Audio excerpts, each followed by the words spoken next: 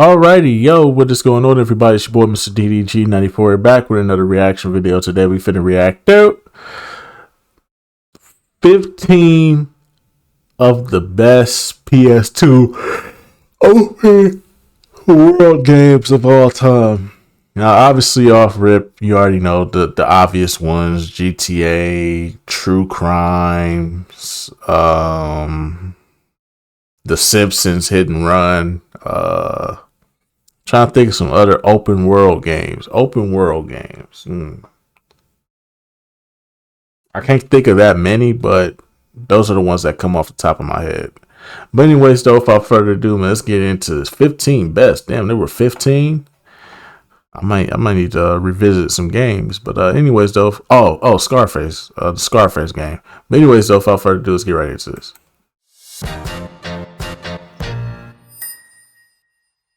A specific genre that really exploded Oh, I forgot about Driver. and ambition across the PS2's lifespan is the open world, with 3D games finally able to realize Mafia, massive worlds on Sony's Yokozuna, massive black box. So we Yakuza, whatever you call it. Look at the very best, from saying hello to your little friend to saying hello to your little friend, but officially this time, here are the best PS2 open world games ever made.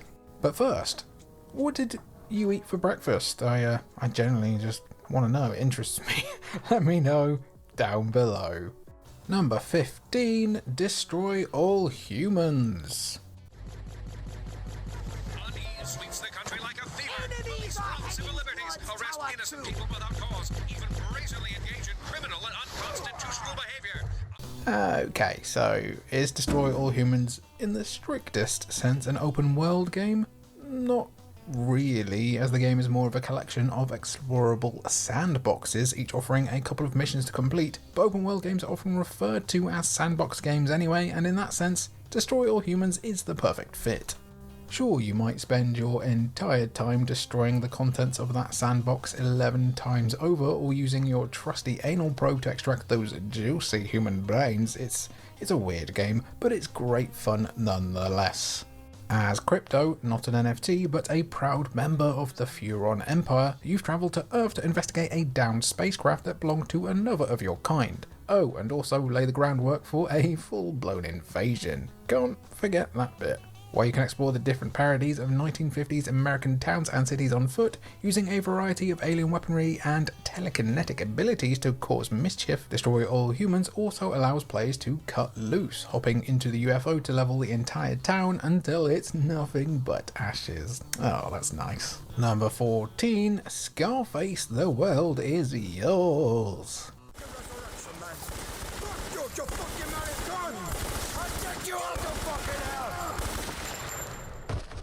In a time where movie tie-in games were either great or absolutely dreadful, something that helped separate the good from the terrible were tie-in games that built on the world and characters, instead of just adapting every action scene from the film and calling it a day. The Godfather, The Warriors, and The Thing were all brilliant examples of games on the PS2 that showed love to the source material and produced something great, but when it comes to open world games, none shined brighter than Scarface, The World Is Yours. Instead of just doing the events of the film again, Scarface on the PS2 actually changed the climactic ending of the film, allowing Tony Montana to survive, albeit barely, the siege of his mansion by Sosa's men. His sister is still dead though, very sad. Anyway, after retreating for months, Tony returned to Miami, intent on building his criminal empire back from the ground up, and yes, that includes buying a tiger to help protect your new mansion. While you'll run drugs across the border as you build Montana's second empire, what makes Scarface The World Is Yours is both Montana's character and charisma, and the lock-on mechanic that allows players to target specific body parts. Yes, that includes the balls. Say goodbye to your little friends, friend. Number 13, Midnight Club Free Dub Edition. Most definitely.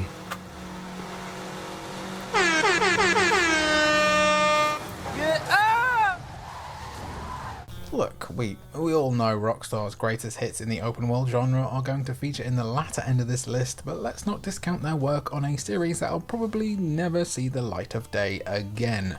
Midnight Club. Back when games about urban street racing were all the rage, Rockstar's Midnight Club franchise often played second fiddle to Need for Speed, and while that's even still true on this list, spoiler alert, Midnight Club 3 Dub Edition is a stellar example of arcade-inspired street racing on the PS2 with a brilliant open world to boot.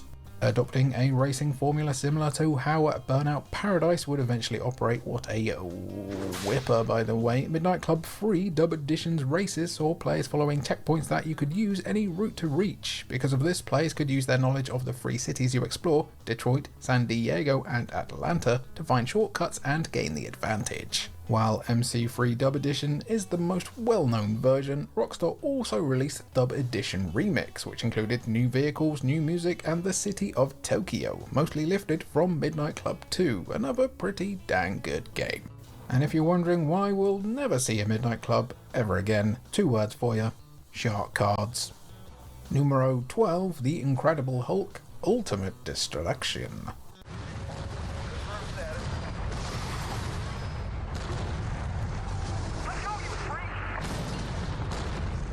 Considering the current era of studio closures and layoffs in the video game industry, this game was ass. This game was ass, bruh. Hear me and hear me good, nigga. I'm here to double down. That shit is a 2-pack of ass. The fuck are you talking about? That shit stinks. Fart on this game right here.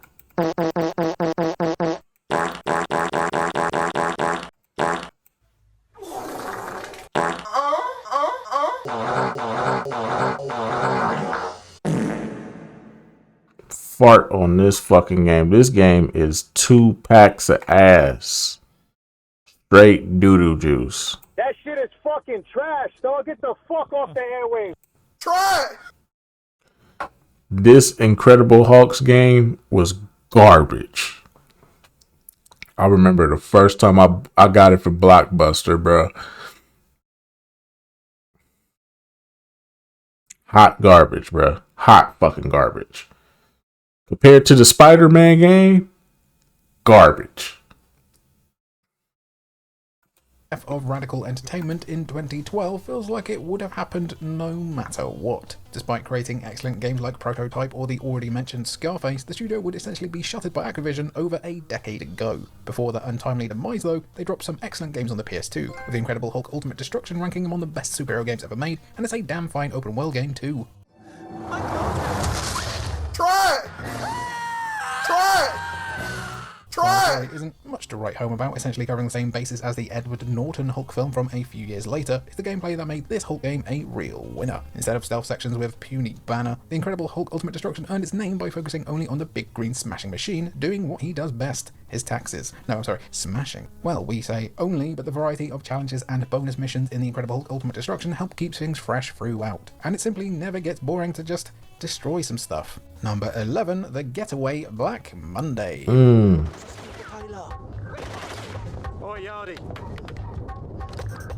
Despite being one of the most famous cities in the entire world, there haven't been many open world games that have taken place in the UK's capital city of Londinium. There was that GTA mission pack that travelled to London in the 60s, and Ubisoft have double dipped with Assassin's Creed and Watch Dogs Legion, but aside from that, the only other real example we can think of I'm proper naughty. is the Getaway series. While the first game was a good introduction to the Guy Ritchie-inspired formula, the sequel Black Monday is more of an open world game by nature.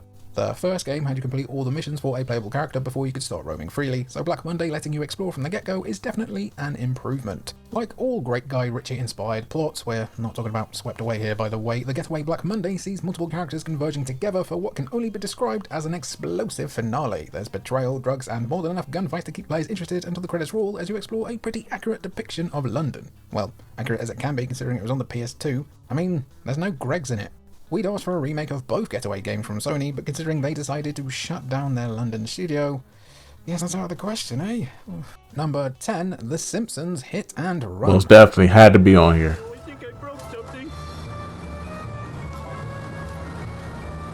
Another radical entertainment banger, The Simpsons Hit and Run made no bones about the fact that it was borrowing pretty heavily from the GTA formula. If you're going to make an open world game, there's no better series to copy from, though The Simpsons doesn't quite go so far as to have Bart and Homer hitting the drive-by on Moe's bar. Seems like a bit of a missed opportunity when you could have had The Simpsons doing some illicit activities for Fat Tony, but at the end of the day, it's The Simpsons, not The Sopranos. I don't really feel like burying the sea captain in a shallow grave.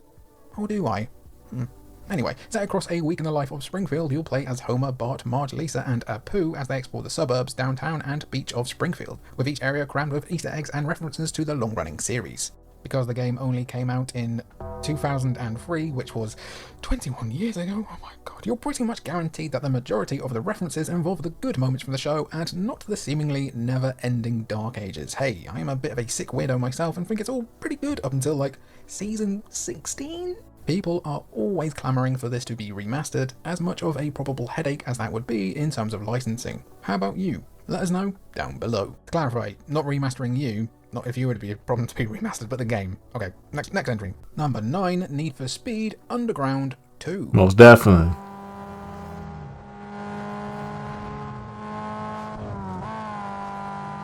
Speaking of The Simpsons, games about street racing and car customization which was the style at the time, weren't too hard to find back in the day, and Underground was a large reason for this. While the original games in the Need for Speed series were standard races, Underground elevated the formula by adding a much needed edge. Reed, nitrous oxide, and Little John, baby. Transitioning Need for Speed Underground 2 into an open world game was a bold move, but one that helped sell the fantasy of being an illegal street racer as you're travelling to different races instead of just selecting them from a menu. It also gave the player more of an appreciation for the city they were competing in, Bayview, compared to Underground 1's random hodgepodge of city blocks. Apparently, that was called Olympic City. There's your random pub quiz trivia for the day. Anyway, we don't think Need for Speed has ever been much better than this, and it's the kind of game that couldn't be made today without immediately being called cringe. Chingy isn't cringe. Okay, maybe a bit cringe, but still.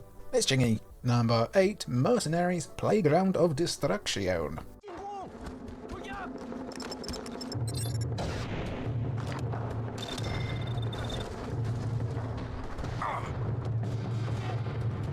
Video games are no stranger to controversy, but Pandemic really decided they want their lion's share of kicking the hornet's nest when they decided to make a game set in North Korea. And this was years before James Franco and Seth Rogen dicked around there and nearly caused an international incident. But Mercenaries Playground of Destruction more than lives up to its name, as you control a private contractor sent into the heart of North Korea to try and take down the Dekov 52, the collection of high-ranking military personnel in the NK Army. If you haven't guessed, the Ace of Spades is the most valuable one. Motorhead taught us this.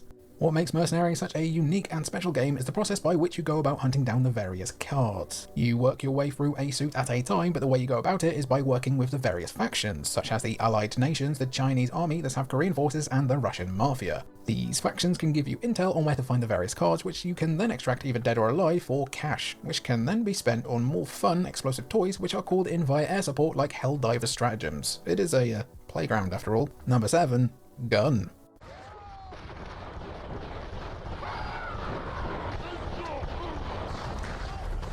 You can't spell fun without gun. Don't look that up. While Red Dead might have started life on the PS2 and original Xbox, the first installment of the series, Revolver, wasn't the open-world adventure that the series became known for with Red Dead Redemption and its sequel. That doesn't mean we didn't get our fill of open-world rootin' and tootin' and shootin' with a side of cowboy lootin' on the PS2 though, as Neversoft and Activision's Gun proved that exploring the Old West was just as fun as shooting up the streets of the concrete jungle. Rockstar unquestionably improved the formula years later with RDR, but Gun is still a worthwhile and entertaining predecessor. Coincidentally, both Gun and Red Dead Revolver have similar premises, as both games open with the protagonist's father being killed and our hero embarking on a quest to exact vengeance. In Gun specifically, Colton, White's father Ned, is killed in a steamboat explosion, with Colton travelling through the various towns and cities to find information about his dad's killer. Naturally, that means shooting your way through saloons, trains, and horseback rides aplenty. The resident Undertaker is going to have to get more than 3 coffins ready, especially because those guys can often hit the double digits. Number 6, Spider-Man 2. Oh, I was about to say, if this game was not on this list is super invalid. But this list is valid, minus the Incredible Hulk game. Try it.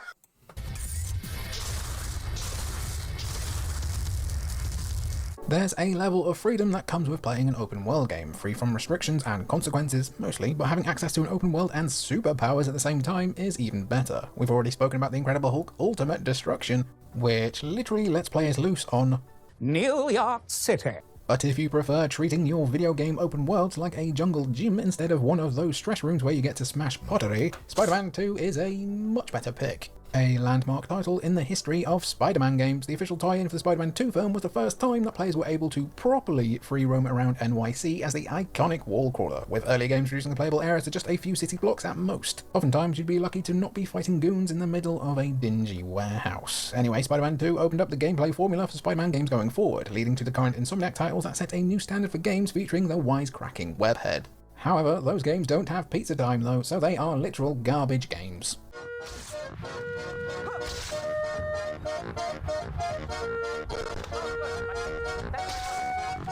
Number 5, Grand Theft Auto Free. Welcome to the Rockstar block, where the vast majority of the best open world games left to talk about on the PS2 were made by the Shark Card Warehouse. You knew it was coming, we knew it was coming.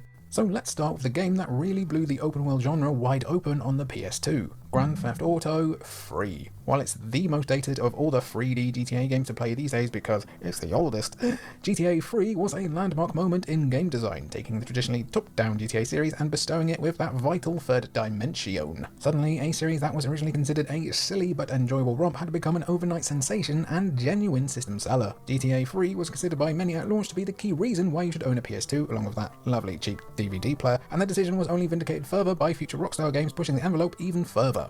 Again, GTA 3 isn't the best the series has to offer these days, with new protagonist Cloud being a wet blanket in the charisma department compared to other GTA characters, but its place in history cannot be denied. Do you remember breaking into this place to steal a Banshee every single time? Well, my friend, you've truly lived and loved.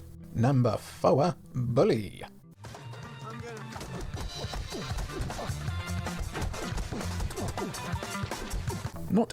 I've never played this game. I want to play it, but I don't know yet.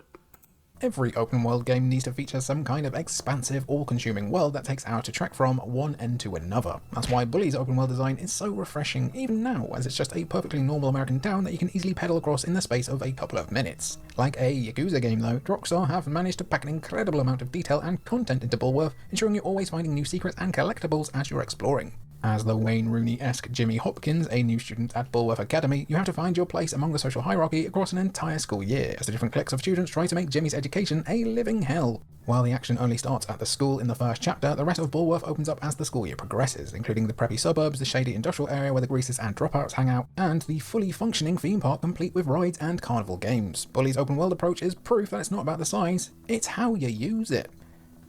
Yeah, we're sticking with that one. We'll stick that one in. Not sticking it in like that. Oh god, an accent shrink. Number 3, Grand Theft Auto Vice City. Sorry, asshole. If you're looking for an open-world PS2 game and your only filter was the term immaculate vibes, you'd be presented with the classic Rockstar hit Grand Theft Auto Vice City. For many people, Vice City is actually considered the best of the PS2 GTA games because of its aesthetic and setting alone. Who doesn't love being a crime boss in an alternative version of 1980s Miami? No wonder Radical Entertainment decided to make a game based on Scarface, as they saw how successful Rockstar were with Vice City, which itself was more than slightly inspired by Brian De Palma's iconic gangster movie. There's no weird relationship with your sister here though, which is good. Despite only releasing a year after GTA 3, which still feels like absolute witchcraft and will never be repeated ever again, Vice City is a leaps and bounds improvement over the predecessor, especially in terms of the game's story and characters. For one, the lead character can actually speak now, with Tommy Vercetti up there with the franchise's very best protagonists thanks to awesome voice work from the late great Ray Liotta. However, the neon-soaked streets of Vice City, the radio stations filled with 80s glam rock and pop, and the gaudy, brightly coloured outfits and Hawaiian shirts everywhere helped make Vice City a truly unforgettable experience. Number 2, Shadow of the Colossus.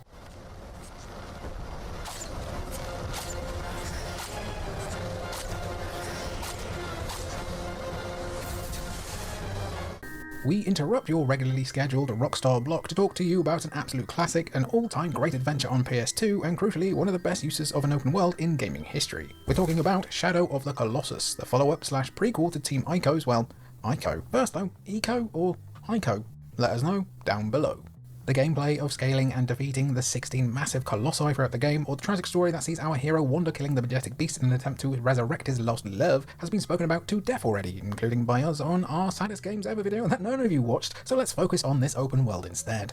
Unlike the other open worlds on this list, the world shown in Shadow of the Colossus is barren, filled with ruins of a lost civilization and the not-so-sweet 16 creatures you've been charged with slaying. The world itself is huge, so it's fortunate that you've been given a faithful companion in your horse Aggro, who allows you to explore the world with ease. There's haunting beauty in exploring the land of Shadow of the Colossus, as you're left with more questions than answers regarding the nature of the Colossi, the world itself, and the ruination that befell it. It's a world that'll stick with you long after the credits have rolled. However, it doesn't have Rage Against the Machine on the soundtrack, so the winner has to be... Number 1, Grand Theft Auto San Andreas.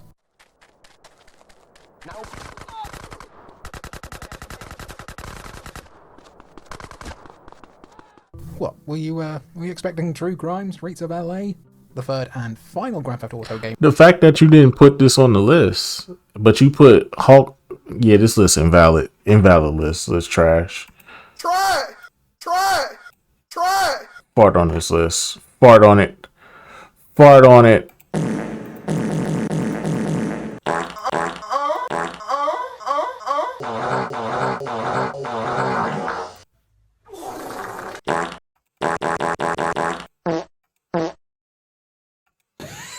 Hear me good, nigga. I'm here to double down. That shit is a 2-pack of ass.